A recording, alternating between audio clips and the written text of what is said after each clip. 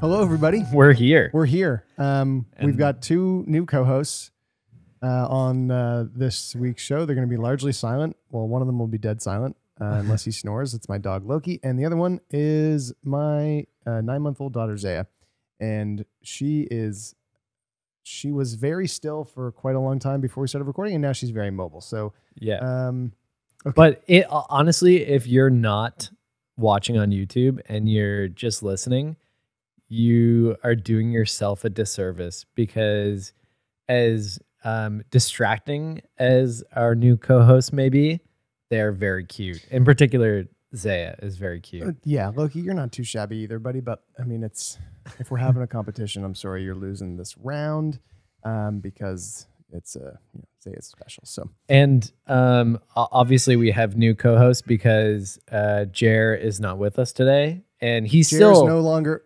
I mean, he's still with us. He's with us generally. Yes, like just broadly with us, but no longer with us. Actually, you know what's funny is I listened to an episode that you guys recorded together while I was away over the break, and you were talking about if I just died, and then you just went on doing the show without really acknowledging my death, just sort of saying like Brian is no longer with us, and then we had recorded an episode with a guest, and I said Brian is no longer isn't with us, and it came the way that I said it made it seem like you had died. It did, yeah. And so we were riffing on that, but yeah. So Jer's sick.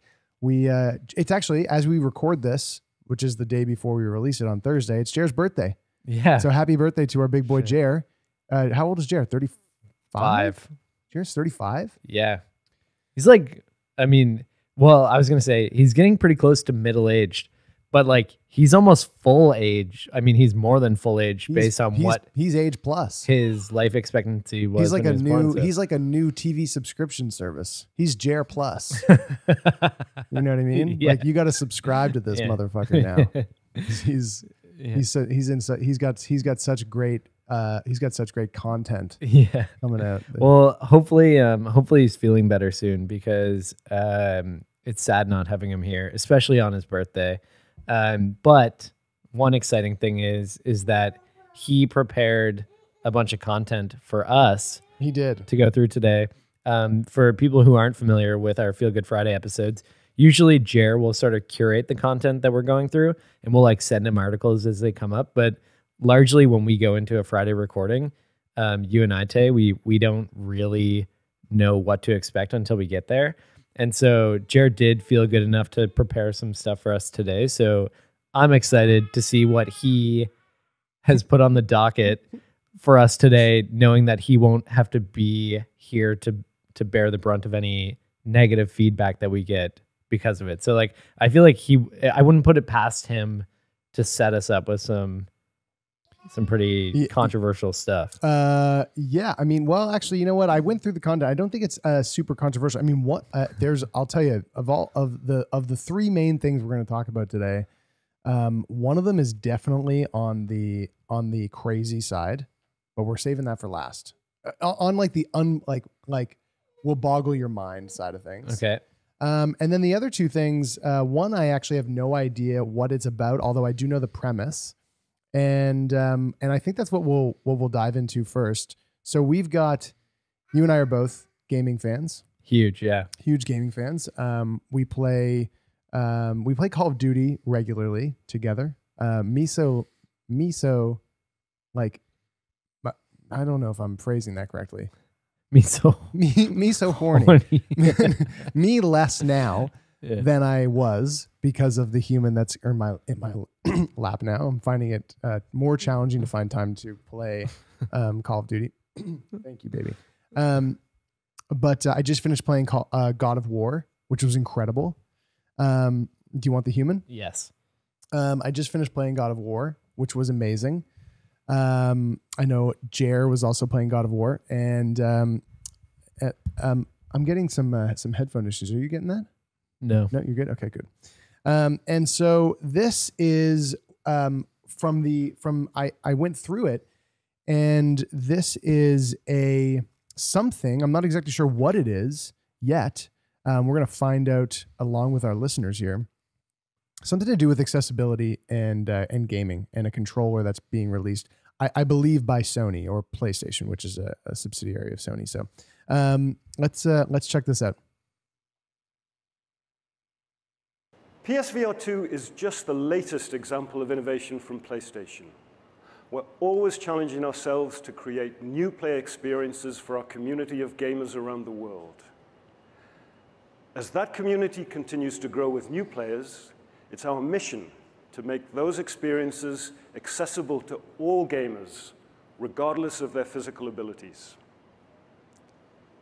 Today, I'm thrilled to announce our next step in the journey to make gaming more accessible, Project Leonardo, our codename for a new PS5 accessibility controller kit that will allow players with disabilities to play more easily, more comfortably, and for longer periods. Project Leonardo is highly customizable, thank you, and works out of the box, providing a robust kit of swappable components and a suite of software options on PS5. It's a true canvas that enables many gamers with disabilities to craft their own play experience. It can be used as a standalone controller, or paired with a second Project Leonardo controller or a DualSense wireless controller. We'd like to thank wonderful organizations like Able Gamers, Special Effect, StackUp, and several other accessibility experts who are supporting us on this journey. And we can't wait to share more details soon. Cool. Well, that's really interesting. I would love to see exactly how that is, it works out in practical terms. Yeah. Like how it could be, because it looks to me, and let me know if you feel the same way, it looks like something that has this sort of like generic shape that could be customized and reshaped, and like all the buttons could be reconfigured in different positions and everything to fit however somebody's like gameplay needs to go. Yeah, I'm curious. I mean, obviously in that little clip of the presentation, they didn't get into exactly how it works. But for people who are just listening and couldn't see that, it's like this sort of like circular controller, a little bit bigger than like a typical controller that you would imagine, probably like even 4 or 5 times bigger. And it's almost like there's big sort of pads around the circle with the different labels of different types of buttons. So you know like what it looks like a circular bop it. Yeah, it does. Yeah, it does actually. Hey Zaya, you want to use a circular bop it? Yeah. You're so vocal today, my dear. It reminds me though of this this new typing. You're so cute. You're so cute. There's this new typing device called the Caracorder. Have you seen this yet? No. It's like meant to be a sort of evolution of the classic keyboard.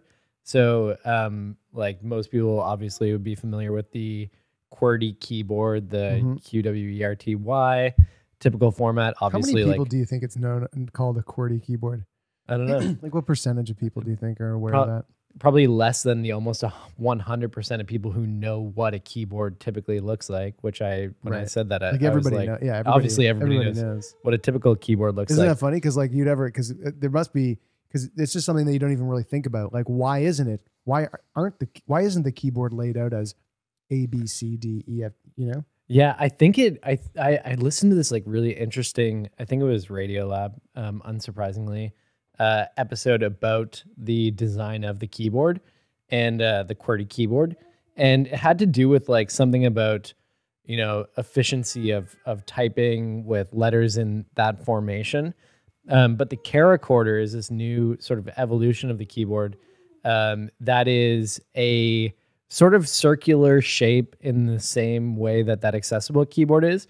But instead of having individual keys for every letter or symbol, it has different sort of chords that you play to get a combination of letters that would then be put together in like a predicted word.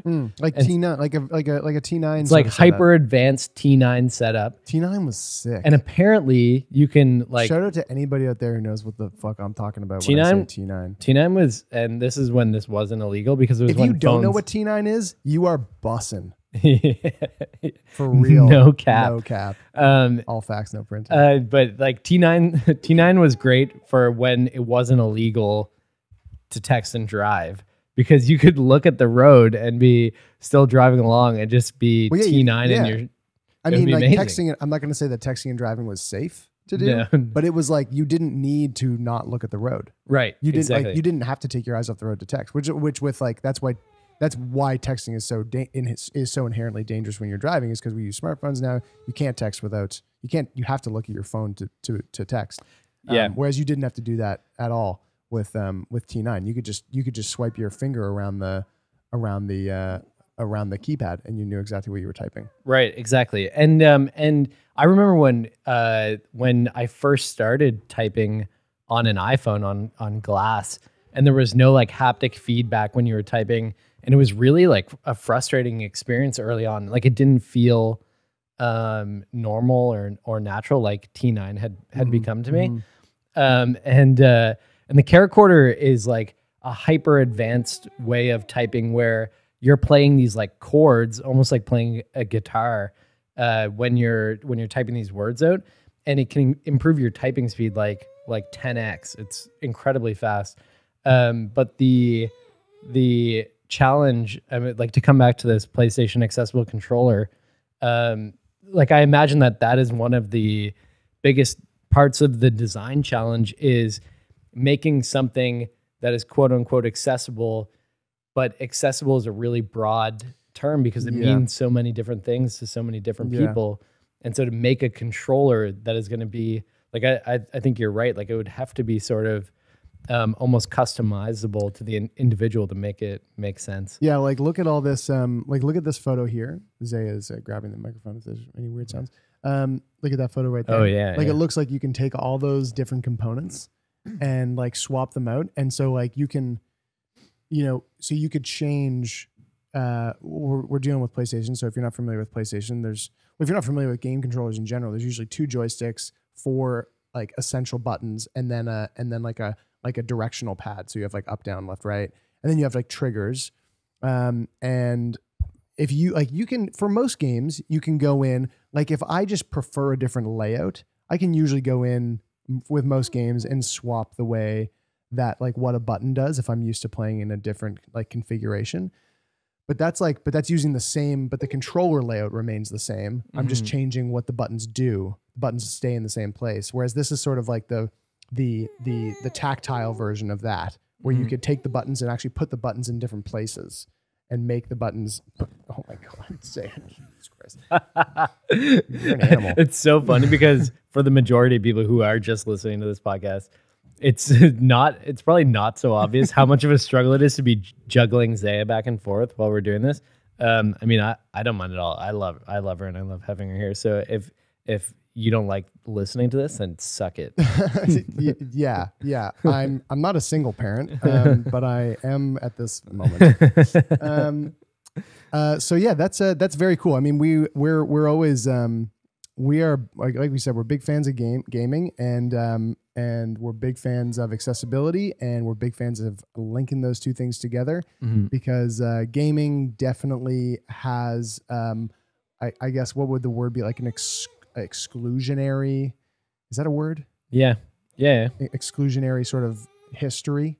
Yeah. In that sense, and anything that any step in the direction of making that. I'd like to talk to Alex about this and see what his thoughts are around it. You know, it's interesting because I think you're right that accessibility has not been a consideration of game designers and console designers for a long time, but it hasn't been as important of a conversation in general as it needs to be in history anyway. And so when you look at gaming as an industry over the past few years, I think that they are sort of starting to become one of the leaders in incorporating accessible design as a whole in the industry. And so, I mean, the like props to them for that, but that comes with the sort of asterisk that in general accessibility has been way lagging in, I mean, all industries. Yeah, pretty much everywhere. It's kind of one of those things that every time you hear about it, you're like, oh yeah. And then you realize like the reason that you're so happy about it is because it sucks so bad. Yeah. Right. Yeah. Yeah, that's very cool. I'm excited to learn more about that. And like I did a quick search for like the controller in use, but it's so new that I think like this might have been at CES. Okay. Which is happening now. Yeah. I believe. Because there's another piece in this in the episode today that I found from like a short CES roundup. Mm-hmm. So I believe that's happening now. So like this might have been like that video that we watched. That might have been from like a keynote that was given. Yeah, if CES hasn't started yet, which I know it's either now or right around now, then it could be a pre-CES presentation too, because it is supposed to be happening right around now. Let's see, January 5th started today, so that is probably from today. Whoa, dude! Yeah, so we're on the leading edge. If you want the latest breaking news, yeah, come to Sick Boy. Sick Boy is where you're going to find it. Well, something else that obviously came out today, because I found this on a CES roundup from today of like weird and wacky things that were happening at CES. And make sure that my daughter's not wrapping herself up in a cord. For people who don't know what CES is, what is it, Tay? CES is like a tech conference, the biggest tech conference in the world, I think. Happens in Vegas every year. It's a consumer electronics showcase, I think. Yeah. But it's basically a showcase of the latest and greatest tech innovations across a number of different industries in gaming, in entertainment and video, and so on. And it's like where you'll find like the shit that will be blowing your mind because it's like on the market in like 8 months is being shown at CES today. I love it for the VR related news. Yeah, you love VR and AI. So let's move on to the other piece that came out of CES, which is more health related, like in terms of like health sciences. This is really interesting, and I'm wondering. I mean, I would dig it more. I think because there are. Okay, so this is a weird thing that popped up into my head, like a weird comparison. But when I think about like some of the issues that face police, we were having this conversation the other day that like one of the issues that police have is that they are asked to perform tasks that they just aren't really that equipped or shouldn't have the responsibility of. Like it should be set up under like a totally different, like responding to mental health crises that are happening like publicly on like whether it's on Spring Garden, wherever. That probably shouldn't be the police. It's just like it's kind of out of their scope, but it ends up in their wheelhouse to respond to, and then just negative shit happens because of that. Yeah, and I feel sort of the same way in the medical sense of this, where there are like some pretty basic medical sort of like markers that we have as humans that would be really beneficial if we knew more about what they were and what they are for us. And, but we have to book an appointment, and we have to see a doctor, and and then there has to be lab work. And there's a huge, like there's a massive resources that go into like getting some pretty basic information. Right. You're talking about like, if I was like, hey, I've been feeling really tired lately. I wonder if I have an iron deficiency. I wish I could just prick my thumb and test my blood and get a full report back, because that would be easy. But instead I have to go to my doctor, book an appointment, get a referral, right, send off a lab test. So this is the long way of saying that I've founded a company. It's called Theranos. And all you need to do is prick your finger, and it's just a tiny drop of blood, and it can basically diagnose you with cancer. That's amazing. It's crazy. That's amazing. And where do I invest? Where do you invest? Oh, I'll send you to my banker and we'll get you set up. You can make a large donation because you want to. I'm letting you in on the ground floor. This sounds a bit familiar, but I'm not sure why. I'm not going to go to jail for 15 years. But in all seriousness, let's roll this. Let's roll this clip. This is from a. You can't deny that that's not a good idea, though, right? Oh, the idea is amazing. The idea is incredible. That's why everyone was so wide-eyed at the opportunity, because the medical community forever. And now, just so everyone's aware, we're talking. we transitioned from what we were actually going to talk about, which was something serious at CES, into a joke about Theranos, which was basically a scam company that was founded by somebody named Elizabeth Holmes.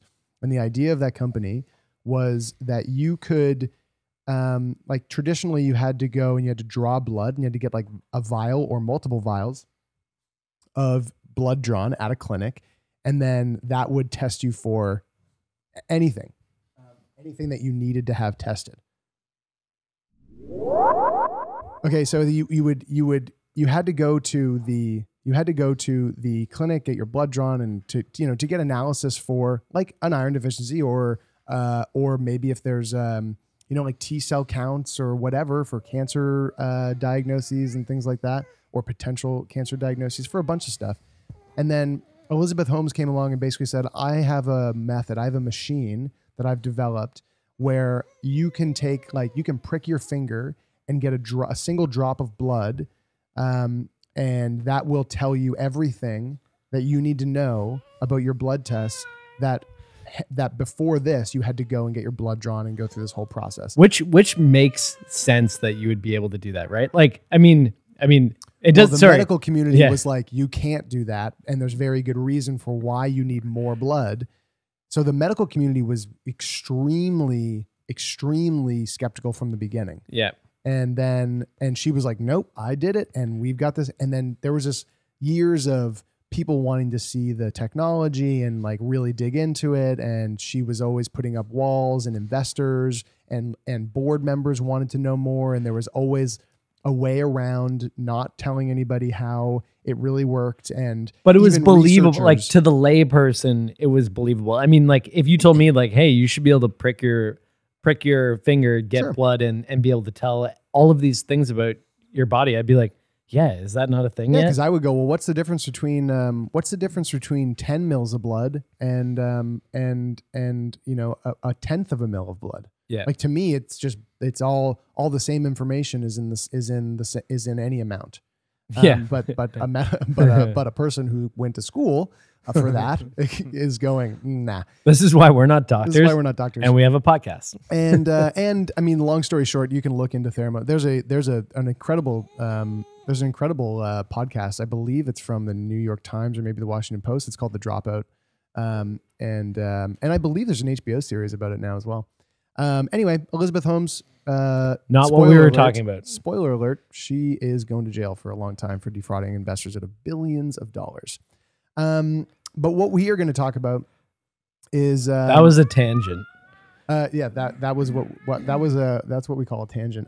We are going to talk about something called UScan, which is a device that debuted at CES. Back to what we were talking about. And it is a device that you put in your toilet and you pee on it in your own toilet, and you get back a bunch of information about what's going on in your like urine. Like, so you get urine analysis from peeing on this thing. Let's see. I'm just cruising. We have a video here that we're going to show you, but I'm just going to read a couple things from their website here. Welcome to a new era for urinalysis. You know what's great? Called? Like, my first reaction is that it's actually the perfect, because like if you're standing up and peeing as a person with a penis and you're like looking at it, imagine the perfect placement for a screen would either be on the wall behind your toilet or on like the toilet seat as it lifts up. Well, I think it probably just sends the information to your phone. I'm just guessing. No, but imagine you're peeing and you're looking at your stats. As you're peeing, live. Yeah. Wouldn't that be great? Live analysis. They should have them at urinals in like bars. That'd be killer. Blood alcohol level. Yeah. No. Can you get that from pee? I have no idea. But would you want to be promoting like what people's blood alcohol is at a bar? Right. Then you'd unintentionally encourage competition for high blood alcohol level. Or be letting people think that they can drive because they're like, the toilet told me I wasn't that drunk. Right. It has to be very accurate. Yeah, because if it was only slightly inaccurate, then you might get a lot of DUIs getting handed out. Oh, thanks, Zaya. Without more than 3,000 metabolites, urine is an extraordinary witness to our health. It gives an immediate snapshot of the body's balance and can help detect and monitor a large variety of health information. While urinalysis is typically performed only once a year, UScan opens the door to regular access to these metrics from the comfort and privacy of one's own bathroom. Wow, that is very, very cool. Dude, and they've got a beautiful website. I want to know, I'm trying to see on what they are scanning for. Do you think, okay, you just said they have a beautiful website. Do you think somebody was looking at Theranos' website saying the exact same thing? In 2010 or earlier? Probably not. Can I use NutriBrowse? When will it be available? How accurate is it? Is my toilet compatible? Dude, these are so funny. Can I use it? These are the facts on the website. Yeah. Oh, okay. Here we go. UScan Cycle Sync is the first and only automatic hormonal based cycle. This is for. Oh, right. This is There's a one of the things, and I read this earlier today, is on like cycle tracking for your period. Oh, that is so you can just pee on it and it'll be like, here's where you are in your cycle. Could it tell you if you're pregnant too? Well, I would imagine that's what a pregnancy test is. Does it you pee on it? Does it share your data? Ooh, good question. I don't know. I mean, I'm sure that would be like an opt-in, sort of like choose your level of privacy. Yeah, that was one of the things that people were concerned with, like watches and period tracking when Roe v. Wade was struck down, because like companies who, you don't know companies' political affiliations, and they have access to a lot of data, and so there's risks that even if it's not nefarious necessarily, the fact that your data is there and exists for people who might be in the situation where they're considering having an abortion, that could be risky to have your data out like that. So yeah. Roll the video here and let's see what kind of information they're dishing out. Wait, I said that already. I knew that. So we're watching a promotional video right now. This is a sick song. Dude, did they hire 365 for this or what?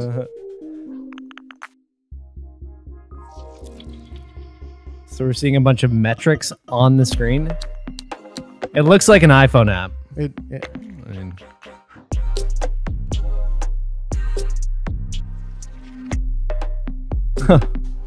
It's recommending articles based on I'm getting a really good sense of how good these headphones are too, because that was jamming. Holy moly. So what we just watched is a commercial for UScan, and which is from a company called Withings, which sounds like it could be made up. So, and we're not like it was at CES, but we're not sure if this is real or not yet. Well, they were at CES. I'm looking. I want to know more about exactly what it's measuring. Like, I know the scan thing. I'll read the cycle part because that's pretty fucking interesting. So this is in the FAQ section. It says, what is UScan Cycle Sync cartridge intended for? Okay. UScan Cycle Sync is the first and the only automatic hormonal-based cycle tracking solution, providing effortless, accurate, and hygienic urine testing. Personalized insights will help a woman build a cycle-adapted health routine without the mental load that accompanies most menstrual tracking. UScan Cycle Sync enables the detection of the following biomarkers: your LH, luteinizing hormone, which, like, when Kyle and I were trying to get pregnant, was like, that's very, very important. For precise menstrual cycle prediction and ovulation window determination. Like, if you're having fertility issues, and you don't have the most, some people have just dialed in cycles where it's like you will menstruate on this day to this day of your cycle, like without fail every single month. Mm-hmm. And then with Kyla and I, well, Kyla specifically, but I was involved, not predictable in any way, shape, or form. Like it was totally crazy. Like what type of like for Kyla, because I'm sure that you can only speak to this experience, but like how much of a variance if somebody who's super predictable is like on the 20th of every month at 12 p.m. they're gonna start their period. Like how much variance is there for Kyla? Like how many days off might that be, or is it just totally chaotic? Well, she would take ovulation tests, and essentially the ovulation test would basically tell her, hey, you are like entering into you're like about to enter into the like pre-ovulation phase, and that should be like 2 days or something like that. It should be like that, and then it should be. It's supposed to be a very predictable, like 2 days in the pre-phase, and then and then 2 days of ovulation, and then like maybe 1 day on the other side of it. And this is like when you're supposed to be having sex if you're trying to conceive. Right. Kyla would be like, Kyla would be like that pre-phase sometimes was like 8 days. Like it was like, and so you're talking about days and days of being off. So anyway, it tracks LH, luteinizing hormone, specific gravity for water balance. I have no idea what that means. pH for protein vegetable balance. Okay, interesting. Maddie would love that. It also scans for vitamin C levels, ketones for energy metabolism. That's interesting. Yeah, just like, I mean, I definitely want to see. I want to see more of what it's telling you, because that seems to be. We will provide key hydration and nutrition biomarker analysis. Do you think recommended actions based on cycle phases and data correlation for an optimized menstrual cycle? So it seems like this is being aimed at tracking your cycle really effectively. That seems to be like the main thing, but I'm sure it does a ton more. It's by the way we're going in depth on this, it seems like this podcast might be sponsored by Witherings, but it's absolutely not. We're just interested because we like peeing on stuff. I am curious though. Do you think? Okay, so I'm very much immediately like curious about this for myself. Because I just it's interesting to know data and stuff like this, especially when like, if you're a generally healthy person, it's nice to know when, you might be doing things to sort of like detract from your health or like being in your optimal performance zones, even as like a person who's not actively training as an athlete. But I'm so into optimal performance. I mean, you and I both had Whoop straps when they first came out, and then I do that shit now in my Garmin you're watch. You're using a Garmin. I'm obviously very obsessed with like artificial intelligence and using AI to like optimize my productivity. But I'm also now curious about how I can input the data from like I've been using now again my Apple Watch and tracking my sleep again. And I'm curious about collecting these data points to create a more optimal routine for me to be like living my best life without having to like to pair with your new year, new you. Exactly. But without having to also January 5th, how's that going, by the way? It's going pretty well so far. Okay, good. Yeah. I'll get into that in a second, but I'll just finish this thought. Is that like, I like the idea of optimizing my productivity with artificial intelligence, but also optimizing the way that I feel by using the data from things like this to sort of, I don't know, connect those two areas together, I guess. Yeah, that makes sense. I mean, like there's so many things that you can get from urine analysis. Like there's some things that I can't off the top of my head, I honestly don't know what they are, but I can recall multiple times in the past. Hey Zaya, hello. Haha. Yes, very funny. You're dancing. Peeing is funny. You've peed several times since we've been here. I know that there are several moments in my life where I was like, oh, I guess I'll have to get blood work done for that. And it was like, no, you can just pee in a cup. Yeah. And I was like, oh, wow, that's crazy. I mean, again, I don't know obviously there's a big difference. And somebody who does lab work, maybe somebody who does urine analysis who's listening to the show can enlighten us on this. I'm sure there's a big difference between what a lab can analyze and what something like a product like this can. Yeah. I mean, obviously when something used to or has to go into a lab, there's obviously a reason for that. So when you have this like at-home product, it's going to be limited. But I imagine just the way that the course that technology usually takes, that's going to get better and better. And it's going to do more and more as it evolves as a technology. And I mean, like it's kind of like something out of the like utopian future. Yeah.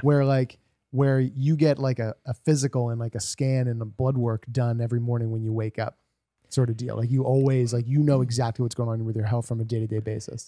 As someone who's not really afraid of like the government knowing all these things about me, I think it's cool. Like yeah, that I mean, stuff I got a excites me. mortgage. I have a driver's license. I have registration. I have businesses. The government knows everything but like, it needs to know about me. I'm surprised. Like I'm getting vibes that like you're like mildly interested in this too from a health perspective, and I'm surprised that you even care about it at all, because I know that personally you've been doing urine analysis yourself for many years. Like just more so like you're like one of those like cancer smelling dogs, but with pee. Like you can just sort of like it's a taste thing for you. Sometimes it's a smell. Sometimes it's a taste. If you just have like a little taste, then typically you can tell a lot about yourself. And like I've even used you sometimes when I haven't been feeling so good to just ask you to give it a little taste and just see what you're thinking. And like you've been spot on every time. In fact, I even went for a follow-up opinion once with the doctor after you told me that it was tasting like the same results. Surprisingly a little bitter, but he sent me for blood work and it came back that I was low on iron, and that's exactly what you had said too. Yeah, and sometimes it depends on what you're concerned about. But if if it's something serious, it usually takes a little, like it's like a mouthful or more. Yeah. If it's something small like the iron thing, it's usually just like it's like a. Yeah. You know what I mean? Usually, like if you go into my bathroom, you can usually just take your fingers and rub the seat, and then get enough off depending of that. Depending on how old it is. If it's something like super simple like vitamin C, I mean, everybody knows what healthy vitamin C levels smell like. It's just a smell. Then if you're getting into something like iron, it's a little bit more complicated. Little taste. And then if it's something like if you're looking at if you want to know if you have chlamydia. Yeah. I mean, you need a gulp. It's gotta be a gulp for sure. Gulp. So this is gonna take away that completely. So thank you, UScan. Appreciate it. And I don't want to beat a dead horse on this, but it's sometimes funny when you go into public washrooms and you're like, and you can smell the whole sort of cacophony of different so many things. Dude, every time I walk into a public bathroom, I just go, I smell deficiencies. Yeah, that's what I say in a public bathroom. Yeah, you call yourself the deficiency detector when you're doing that. I went to a World Junior game the other day, and I was in the bathroom, and there was like 800 men in the bathroom, and I just went, I went, hey everybody, you smell deficient. And they all, and then I got beat up. You know what's interesting though? What's interesting? Let's keep it going. No. Is that I like, speaking of bathrooms and toilets and stuff, did you see the video recently of scientists flushing a toilet and watching the spray of stuff go off into the atmosphere? I think I did. Yeah, it's a lot. It's we give Jer a hard time about airport bathrooms and not bringing your coffee in. When I watched that video, I'm glad he's not here right now, because I don't even want to give this to him. He'd never use the bathroom again. He'd go out and use the bathroom outside. But dude, it was nasty. I'm sure. It's like a cloud of stuff going. You know what somebody recently said to me too, like seems obvious, but like it feels more gross when somebody says it to you. When you smell like somebody's fart, it's because there are particles of the fart going in your nose. Yeah. Right? But like, it's like when my dog takes a poop outside and it's really stinky outside. Yeah. There are dog poop particles in my nose. Yeah. And here you stand. Not affected by it. Probably healthier because of it. It was my immune system. It's arguable. Well, you landed right on his back and you didn't even make a sound. All right. Well, let's move on to our final segment of the day. Really productive conversation. If anybody needs if anybody is having trouble getting an appointment and needs a urine analysis, let me know. My number is 555-555-5555. All right. We'll go to our last thing of the day here. This is the section called What the hell? that was good. I wasn't expecting that. That was great. I was trying to make it my own. You did. You did that. Yeah. I didn't want to just impersonate Jer. I wanted to embody it. It had the same goofiness as Jer's, but it was certainly unique and its own. Good. Okay. Wonderful. That's what I was going for. Okay. So this is, where did I put this page? Oh, I went over to it. Okay. So, oh dude, this is crazy. This stuff, I don't actually fully get it because I don't know. I don't know what the result of this is going to be. And I'm pretty sure it doesn't say it in the post. So this is something from a page that we follow on Instagram called Medical Talks, and they post sometimes really super interesting stuff, which this definitely falls into the category of, and sometimes really gnarly stuff where you really have to test. You're really testing your eyeballs. Yeah. If you're on our Discord and you like the channel graphic content, then this would be certainly up your alley. Yeah. So this is 3D print. Oh, yeah. Look, he ate some dirt. Now he's throwing up. 3D printed nose implanted in patient's forearm successfully replaces one lost to cancer. I have a question right away. Okay, well, let's put up the photo there. Take a look at this. You're watching it on YouTube. Yeah. So this is actually two forearms. One is the before, and then one is the after, right? Yes. I'm assuming yes. So I mean, that's a pretty decent looking nose that they grew on this forearm. I mean, considering it's 3D printed and then they put it onto a human, yes. But my question immediately is, why don't they 3D print it and then put it on your nose? On their nose. I would say that this is similar to the phalloplasty situation. With Anik, where there is a growth process that has to occur. This is total speculation. It probably says it just centimeters down from what I read before. But we'll find out that in a minute. I'm assuming there's some type of growth process that has to occur once it's actually on you, and once it's actually attached to you. Where it makes more sense for whatever reason to have that growth process happen on your forearm or at some other place of your body. It seems like the forearm is a popular place because that's where Anik had his phalloplasty as well. Yeah. All right. So let's see what this says here. So the first patient. Oh, look, you're tearing my thing out. The first patient in the world to have received a nasal graft produced by a 3D printer. The 50-year-old patient lost the majority of her nose due to intense chemotherapy done about a decade ago in order to treat nasal cavity cancer. Ever since the patient complained of reduced self-esteem, the patient had a failed nasal reconstruction. In 2020, a CNRS, National Center for Scientific researcher teamed up with a young doctoral student, and they would go on a 2-year-long journey overcoming the numerous challenges coming with this ambitious project. At the end, they successfully managed to connect a graft made of synthetic biomaterial to the patient's forearms, radial artery, and to two veins. The nose, as it looks in the right side of the picture, fully formed in 2 months. Okay. Oh, okay. So it's coming together here. So on the left side, that's actually they've already implanted it. Yeah. There was just some biomaterial that they created, that they 3D printed the biomaterial. And then on the picture on the left, they've implanted that. and then they put the shape of the nose over top of it so that it would grow into that shape. Right. Okay. So it's like a template sort of. Yes. Right. So at the end, they successfully managed to connect a graft. Blah blah blah blah blah. The nose, as it looks on the right side of the picture, fully formed in 2 months, and on September 17th, 2022, during a 6-hour operation, the nose was transplanted to the nasal area. Okay, so what we're seeing on the right side is the nose after 2 months, and then they took that nose off the forearm and they implanted it where a nose would typically be. Right.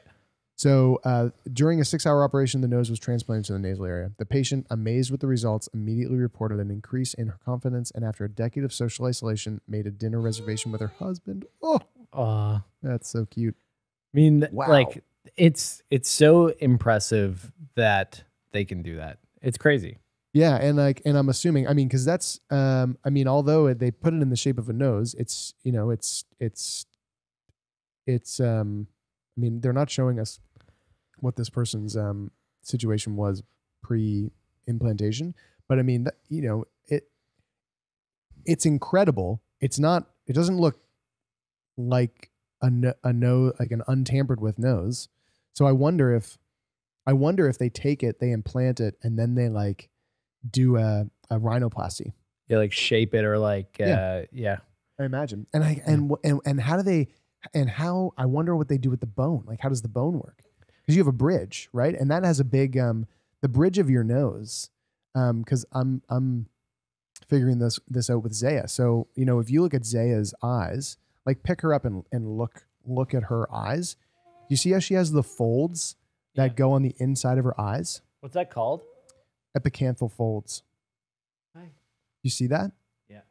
So, this is what gives the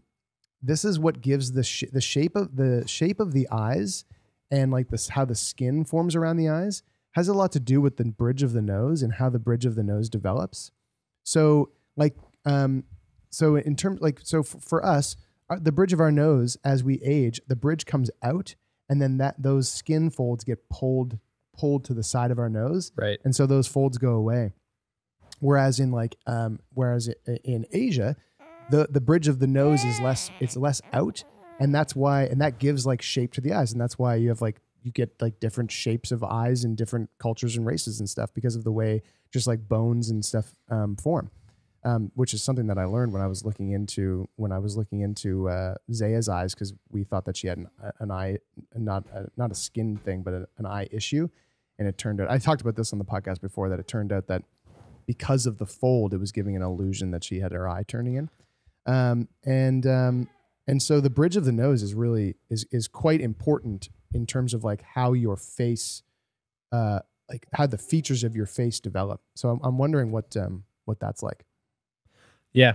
It's crazy to me though, that they can just put some cells into, like, if you look at this, look at how close the skin matches the rest of the skin. Say that again. What did you say? It's so crazy how the skin matches the rest of the skin. Right. Yeah. Right. It's like seamless. Yeah.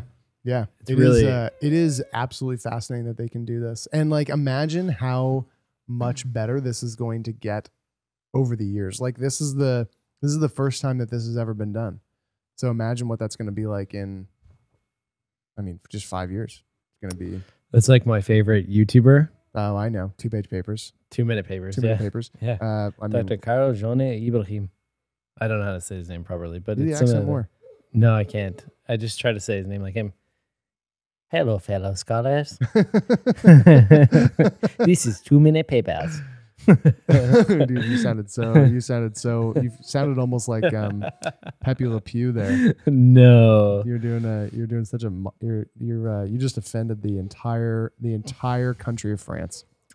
He's not French though. I think he's Hungarian. Okay, well, yeah. French name. Hello, fellow scholars. Well, that is. I guess that's where we'll leave it today. Oh man, this was great. It was nice doing this with you. I honestly, couldn't stop thinking about how I have this weird little thing that is going on inside my body, but I can't quite tell what it is. So I might need you to smell my pee later. Just say the word, buddy. Okay. You just say the word. All right. Well, let's rabbit so we can get to it. Is that the safe word? Rabbit. Okay. Thank you everybody for tuning in. We really appreciate it. And this is our first Feel Good Friday of the year. Right? Yes. Yeah, it is. Yeah. Right. Yeah. Happy 2023. Yeah. Happy 2023. New year, new me. Oh my God. I'm going to continue to be mostly the same me. I'm going to make some minor changes. Really just like furthering goals and ambitions that I've had already. Be a good dad. That was one for me. We're trying real hard right now. Being a good dad. I think there was something to do with I'd like to have a urine analysis. That sounds like a pretty good plan. Yeah. Yep. Yeah. And just generally build my VO2 max, I think. So if you want your urine analyzed, why don't you send us a letter at letters@sickboypodcast.com, and maybe you can hop in the Discord and check out our graphic content if you're into that. There's more photos sent by our community for our community. That's a little bit similar to medical talks. Mm-hmm. I don't know if there's been much good interesting stuff in there lately, but you should go check it out. The link some stuff in there. The link to Discord is in the show notes. And thanks as always to Rich O'Coin for the theme music, and to Jeff Lonis, our manager, and to Zaya, our new co-host. Yeah, she doesn't do that much except for make cute noises. But also remember to rate, review, and subscribe to the podcast. And head on over to Instagram, give us a follow. And slip into our DMs if you have any questions about absolutely anything. That is it for this week. I'm Brian. I'm Taylor, and this is Sick Boy.